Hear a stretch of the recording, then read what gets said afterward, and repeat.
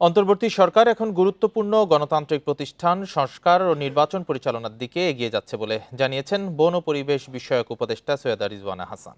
এদিকে ঢাকায় নিযুক্ত ব্রিটিশ হাইকমিশনার সারাহ কুক বলেছেন, প্রধান উপদেষ্টার যুক্তরাজ্য সফর অত্যন্ত সফল হয়েছে এবং দ্বিপাক্ষিক সম্পর্ক আরও দৃঢ় করতে গুরুত্বপূর্ণ ভূমিকা রেখেছে।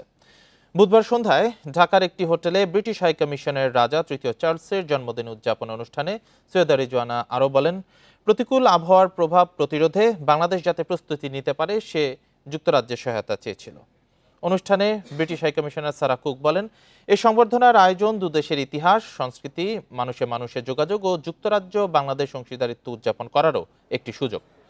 অনুষ্ঠানে বিভিন্ন রাজনৈতিক দলগুলোর নেতা ছাড়াও কূটনীতিক, বাণিজ্য ও শিক্ষাসহ বিভিন্ন ক্ষেত্রের প্রতিনিধি যোগ দেন।